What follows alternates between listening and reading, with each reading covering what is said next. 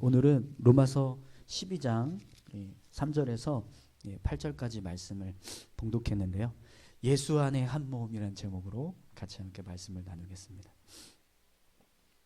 여러분, 지난주 우리가 이 로마서 12장 1절 2절 말씀을 통해서 하나님이 기뻐하시는 참된 예배가 뭔지, 또 하나님의 백성으로서 삶을 살아갈 때 어떻게 살아가는 것이 참된 그리스도인의 삶의 모습인지, 그 모습을 함께 나눴습니다.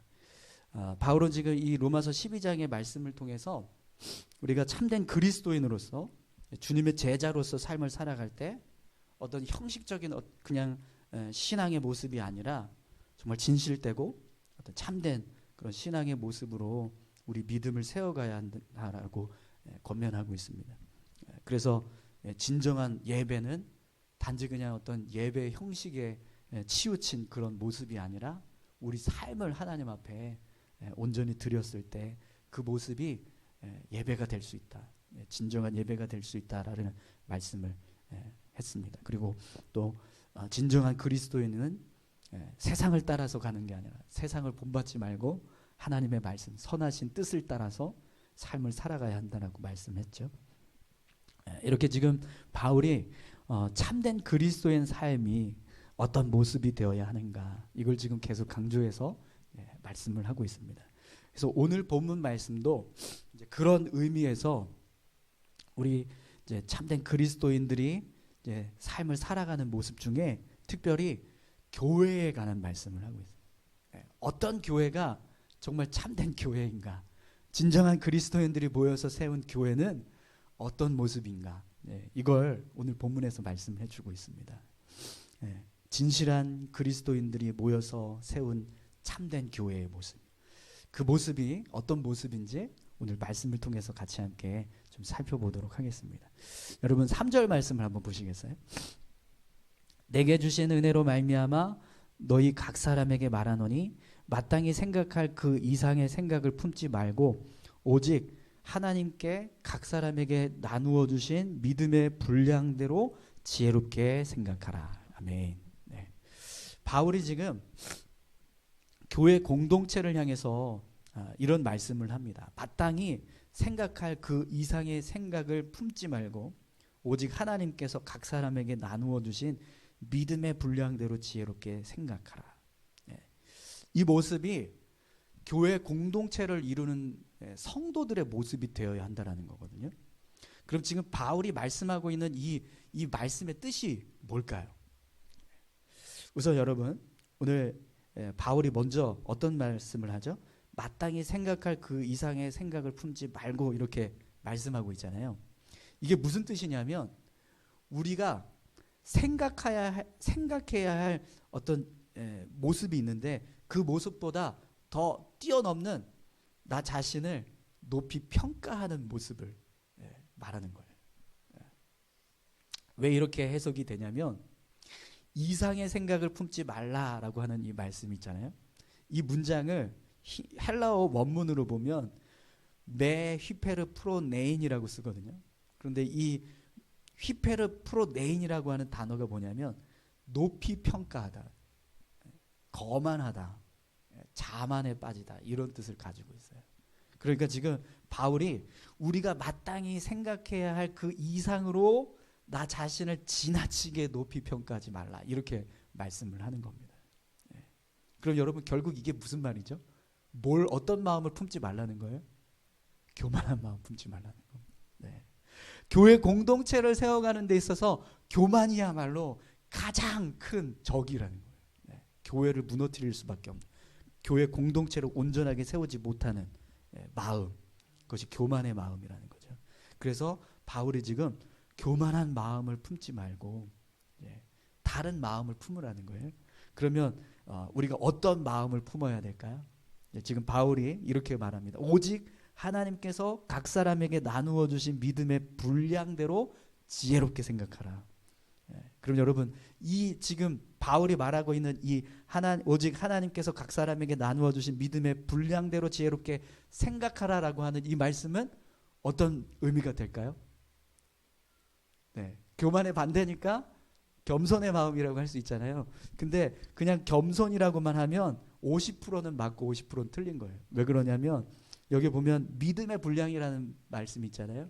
근데 이 믿음의 분량은 하나님께서 우리에게 주시는 은사, 직분, 달란트 이걸 의미합니다. 그러니까 지금 단순하게 하나님께서 우리에게 어떤 겸손한 마음을 부어주시면 그 마음을 품어라 이게 아니라 우리가 가지고 있는 은사와 달란트와 직분에 맞는 겸손한 마음을 품어라 이렇게 말씀하는 거예요. 예. 내가 가지고 있는 은사와 달란트와 직분보다 지나치게 나 자신을 높이 평가하는 어떤 교만한 마음을 품지 말고 내 은사와 달란트, 직분에 맞는 겸손한 마음을 가지고 교회 공동체를 세워가라 라는 거죠. 네. 여러분 오늘 저와 여러분들이요 교회 공동체를 세워갈 때 우리에게 주신 은사와 달란트 그리고 직분에 맞는 겸손한 마음으로 교회를 세워갈 수 있기를 소망합니다. 네. 그럼 여러분 내 은사에 맞는 달란트에 맞는 직분에 맞는 겸손한 마음을 가지고 교회를 세워간다는 건 어떤 모습일까요? 우리 4절 5절 말씀 한번 보세요. 우리가 한 몸에 많은 지체를 가졌으나 모든 지체가 같은 기능을 가진 것이 아니니 이와 같이 우리 많은 사람이 그리스도 안에서 한 몸이 되어 서로 지체가 되었느니라. 아멘. 네. 바울이요 교회 공동체를 그리스도의 몸으로 비유를 합니다. 모든 성도들이 그리스도의 몸의 각 지체가 된다. 그리고 그리스도의 몸에는 여러 가지 기능을 가진 다양한 지체들이 존재하고 있다. 이렇게 말씀을 하는 거예요. 그럼 여러분 우리 몸을 한번 생각해 보세요. 몸에 있는 지체들의 그 모습 속에 여러분 상하 관계가 존재할까요? 네, 존재하지 않겠죠? 그러면 귀천 관계가 존재할까요? 존재하지 않습니다. 네. 그냥 모든 지체가 다 동일하게 소중하고 동일하게 몸을 지켜주는 지체의 역할을 감당하고 있습니다. 그렇죠? 아무리 작은 지체라도 문제가 생기면 온 몸에 영향을 줘요. 네. 그것처럼 교회 공동체도 똑같다는 거예요. 교회 공동체 안에 여러분 상하 관계가 존재할까요? 네. 여기에는 우리가 좀 대답하기가 쉽지가 않죠. 존재하지 않아야 되는데 존재하는 것처럼 보여지니까요. 또 귀천의 관계가 존재할까요? 존재하지 않아야 되는데 존재하는 것처럼 보여져요. 왜 그렇죠? 네. 우리가 하나님이 기뻐하시는 어떤 교회의 모습을 제대로 세워가지 못하기 때문에 네. 사실은 그런 모습들이 없어야 되는데 교회 안에는 그런데 그런 모습들이 있다라는 건 그만큼 우리가 제대로 교회를 세워가지 못한다라는 증거입니다. 사실은 직분과 사명이 다를 뿐이지 어떤 상하 관계나 어떤 귀천의 관계가 존재하지는 않는다라는 거예요. 모든 성도들은 그리스도의 몸이 되고 지체가 됩니다. 그렇기 때문에 모두가 다 동일하게 존귀하고 또 동등한 어떤 관계에서 공동체를 세워가야 한다는 거예요. 그래서 여러분 이 모습을 지켜가기 위해서 필요한 마음이 뭐냐면 3절에서 말씀하는 거예요. 바울이요 마땅히 생각해야 할 이상의 생각을 품지 말고 하나님께서 주신 믿음의 분량대로 지혜롭게 생각하라. 우리 은사, 달란트, 직분에 맞는 그런 겸손한 마음을 가지고 우리가 하고 있는 그 일을 잘 감당하면 결국에는 교회가 세워진다는 거예요. 그럼 이렇게 한번 생각해 보십시오. 우리 몸으로 한번 다시 한번 이해를 해보면 눈이 입의 역할을 할 수 있습니까? 눈이 말하고 싶어 하는 거예요. 네. 또 입이 눈의 역할을 막 하고 싶어 하는 거예요. 입은 말만 해야 되는데 나는 보고 싶다는 거예요. 그래서 내가 보고 싶다 막 이러면서 보려고 하는 그런 일을 한다는 거예요. 네, 그 모습이 과연 이제 온전한 모습이 될 수 있느냐라는 거죠. 입은 그냥 말하는 역할만 해야 되고 눈은 보는 역할만 해야 돼요. 그것처럼 교회 안에서도 어떤 직분이 주어졌을 때 그 직분을 가지고 내가 가지고 있는 그 직분에 맞는 역할만 감당하면 공동체를 온전하게 세울 수 있다라는 겁니다. 그런데 우리가요, 그것보다 더 뛰어넘으려고 하는, 내가 가지고 있는 직분 외에 다른 것을 하고 싶어하고 또 다른 것을 가지고 또 나를 드러내려고 하는 그런 모습들이 될 때 결국에는 교회 공동체가 이렇게 문제가 생기게 된다는 거죠. 여러분, 오늘 저와 여러분들이 교회에서 교회를 세워갈 때요, 정말 모든 성도들이 서로 다 존귀하게 여겨지고 또 서로를 존중하는 그런 믿음의 공동체가 될 수 있었으면 좋겠습니다. 뿐만 아니라 각자 맡은 직분과 사명을 존중하게 여기고 각자 자리에서 서로 합력하는 그런 교회가 되기를 간절히 소망합니다. 그런 모습이 될 때 교회가 온전히 세워져 갈 수 있다라고 바울은 말씀합니다. 그런데 여러분, 여기에도 한 가지 중요한 게 있습니다. 단지 이런 어떤 서로를 존중해야 하고 또 서로 이렇게 하나가 되고자 하는 어떤 그런 마음만 있으면 교회가 되는 게 아니고요. 교회는 정말 가장 중요한 거, 그걸 붙잡아야 되는데, 그래야지만 참된 교회가 될 수 있는데, 그게 뭐냐면 그리스도 안에서 한 몸이 되고 있다는 겁니다. 여러분, 교회는 그리스도 안에서 한 몸이 되어야 할 줄로 믿습니다. 우리가 아무리 서로 존중하고 아무리 서로 협력하는 그런 어떤 공동체의 모습을 세워간다 할지라도 그리스도 안에서 한 몸이 되고 있다라는 사실을 망각하면 교회는요, 교회로서의 모습을 상실할 수밖에 없습니다. 왜 그렇죠? 교회의 머리가 그리스도이시기 때문에.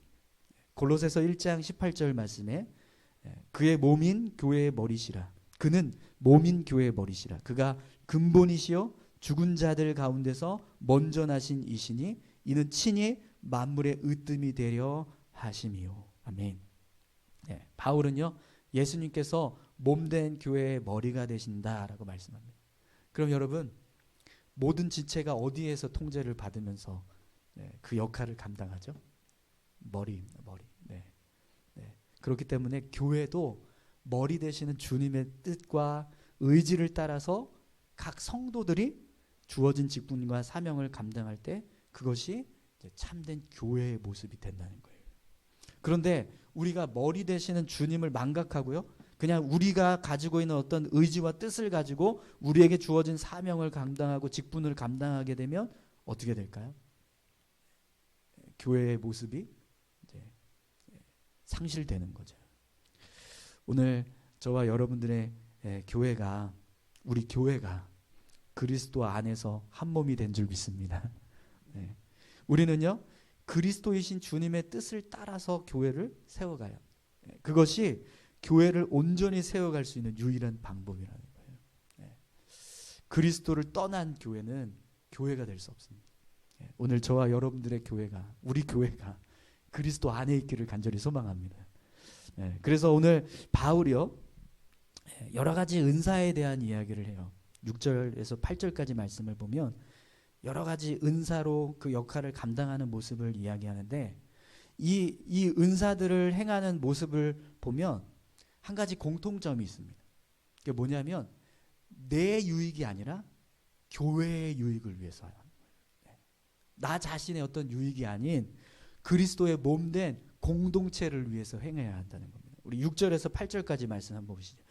우리에게 주신 은혜대로 받은 은사가 각각 다르니 혹 예언이면 믿음의 분수대로, 혹 섬기는 일이면 섬기는 일로, 혹 가르치는 자면 가르치는 일로, 혹 위로하는 자면 위로하는 일로, 구제하는 자는 성실함으로, 다스리는 자는 부지런함으로, 긍휼을 베푸는 자는 즐거움으로 할 것이니라. 아멘. 바울이 교회 안에 여러 가지 어떤 역할과 은사가 있는데, 그런 은사와 역할들을 감당할 때 그 모습이요, 내 유익이 아니라 공동체의 유익을 위해서 그 역할을 감당하는 모습이 필요하다는 거예요. 그래서 예언이면 믿음의 분수대로 이렇게 하라고 말씀하고 있잖아요. 여러분, 만약에 예언을 하는데 그냥 어떤 그 믿음의 분수가 아닌 좀 지나친 모습으로 예언을 하게 되면 어떻게 될까요? 교회가 혼란에 빠지는 겁니다. 그래서 사도 바울이 고린도 교회를 향해서 예언을 할 때 덕을 세워라 이렇게 권면을 해요. 덕이 되지 않는 예언은 하지 말라라고 말해요. 성도들 안에서 이것이 은혜가 되고 정말 하나님의 말씀이 이렇구나. 그래서 그걸 가지고 믿음으로 세워져 갈 때 그게 참된 예언이 될 수 있다는 거예요. 또 섬기는 일을 하는 자는요, 섬김으로 그 일을 감당해야 된다고 말합니다. 근데 여러분, 섬기는 사람이 섬김을 받으려고 하면 어떻게 될까요? 그럼 참된 섬김이 될 수 없잖아요. 그래서 섬김을 할 때 섬기는 모습으로 하라는 겁니다. 가르치는 자는 가르치는 일로 하라고 말씀하는데요. 여기서 가르친다라고 하는 의미가 뭐냐면 하나님의 말씀, 신앙의 원리들을 가르치는 걸 말합니다. 그런데 이 가르치는 사람이 하나님의 말씀과 어떤 성경의 내용들을 가르치는 게 아니라 자기가 가지고 있는 사상과 생각을 가르치게 되면 어떻게 될까요? 그러면 교회의 모습이 무너질 수밖에 없는 겁니다. 위로하는 자는 위로하는 일로 하라고 말씀하는데요. 여러분, 위로할 때 어떻게 위로해야 될까요? 겸손하게 격려해주고 뭔가 이렇게 다독여주고 마음을 품어주는 모습으로 해야 되냐. 근데 명령하는, 강요하고 지시하는 것. 그럼 위로가 될 수 있을까요? 그럴 수 없습니다. 그래서 위로하는 자는 위로하는 일로 위로하라라고 말씀합니다. 구제하는 자는 성실함으로 하라라고 말씀하는데요. 이 성실함이라는 건요, 진실한 모습으로 하라는 거예요. 그러니까 구제할 때 어떤 대가를 받거나 어떤 유익을 얻기 위해서 구제하는 게 아니라 정말 그냥 나눠주기 위해서, 베풀기 위해서, 사랑을 나누기 위해서, 긍휼을 베풀기 위해서 하라는 겁니다. 또 다스리는 자는요, 부지런함으로 하라고 말씀하는데요. 이 부지런함은 본이 되어야 한다는 겁니다. 다스리는 자가 본이 되지 않으면 다스릴 수 없습니다. 왜냐하면 그 본이 되지 못하는 모습 때문에 그걸 보는 사람들은요, 그 사람의 어떤 명령이나 그의 다스림을 인정하지 않게 됩니다. 그래서 다스리는 사람은 본이 될 수 있도록 부지런한 모습으로 다스려야 한다는 겁니다. 또 긍휼을 베푸는 자는 즐거움으로 하라라고 말씀합니다. 여러분, 긍휼을 베푸는 사람이 억지로 하거나 뭔가 이렇게 즐겁지 않은 모습으로 긍휼을 베풀면 어떻게 될까요? 긍휼의 마음이 전혀 없이 베풀어지는 긍휼은요, 긍휼이 될 수 없습니다.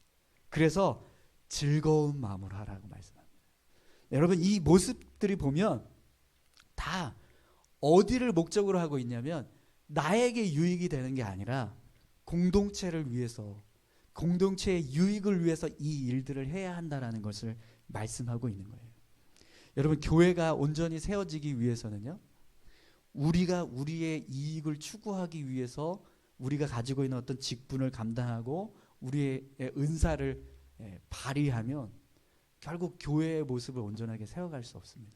그런데 그리스도를 위해서, 그리스도의 몸된 공동체를 위해서 우리가 가지고 있는 은사를 발휘하면 그 은사의 모습은요, 교회를 세우는 모습이 될 수 있다는 거예요. 여러분, 저와 여러분들이 가지고 있는 은사가 있을 거라고 믿습니다.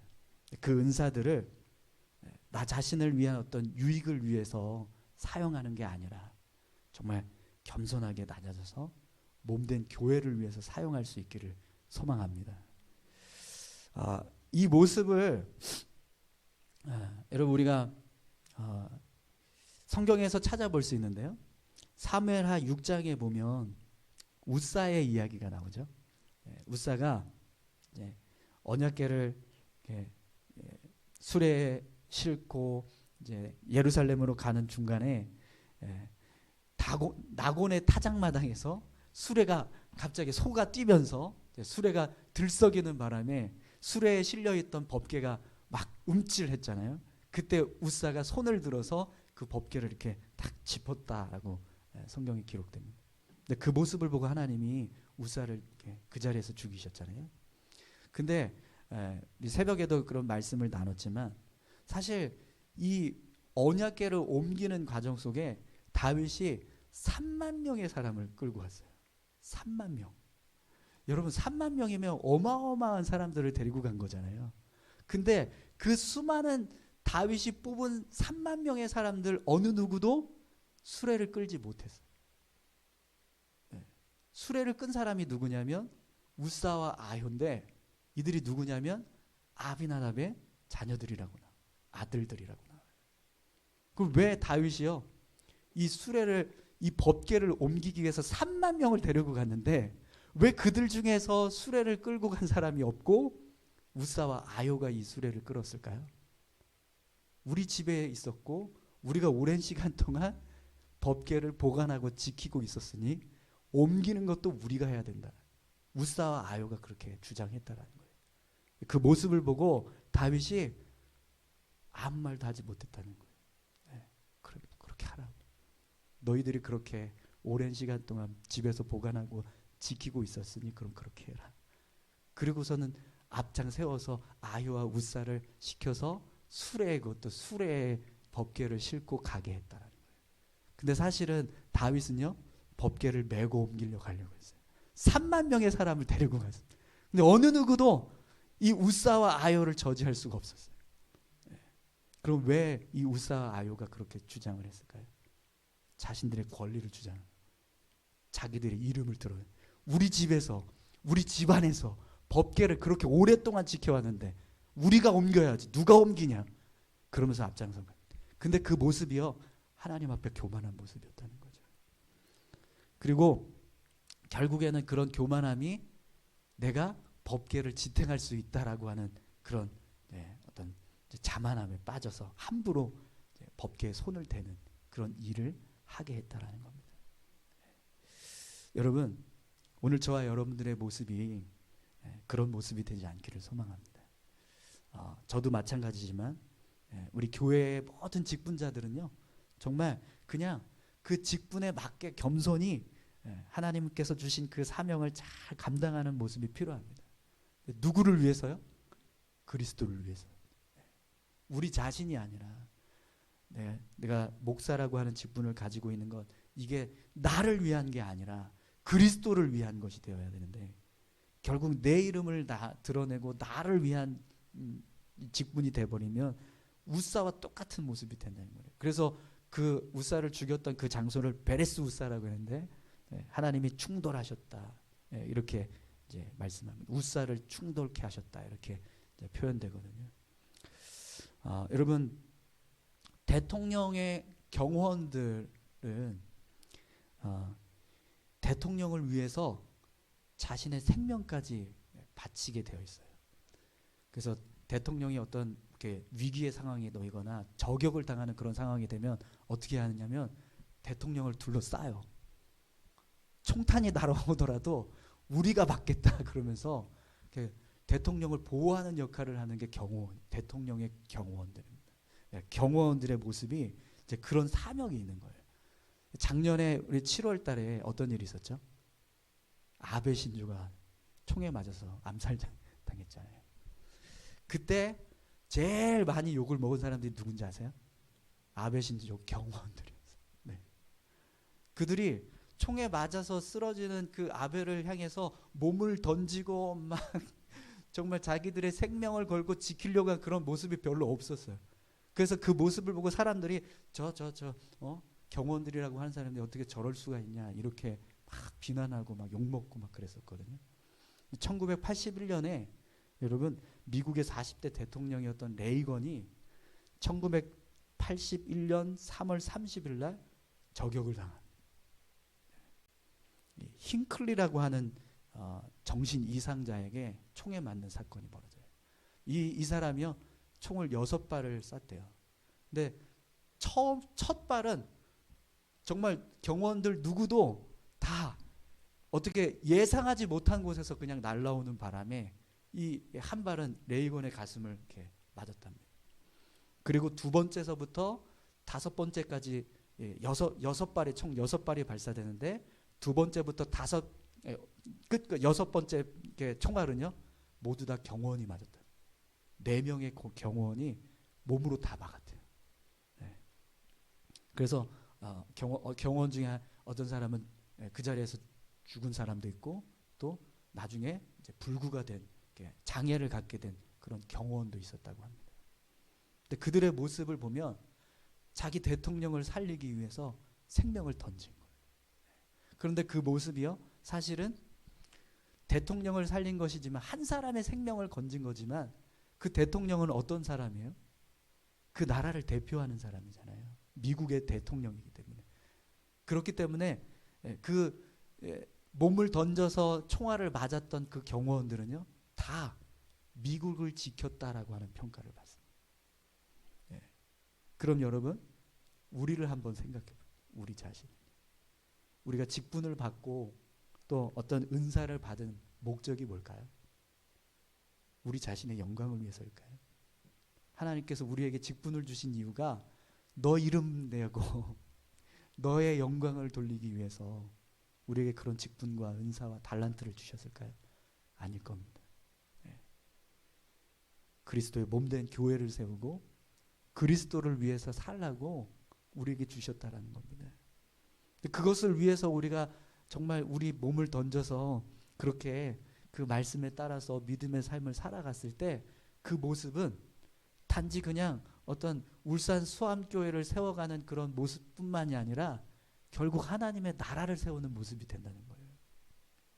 사랑하는 성도 여러분, 오늘 저와 여러분들이 정말 우리에게 주신 어떤 은사, 달란트, 직분, 이런 것들을 하나님을 위해서, 몸된 교회를 위해서, 그리스도를 위해서 사용할 수 있기를 소망합니다.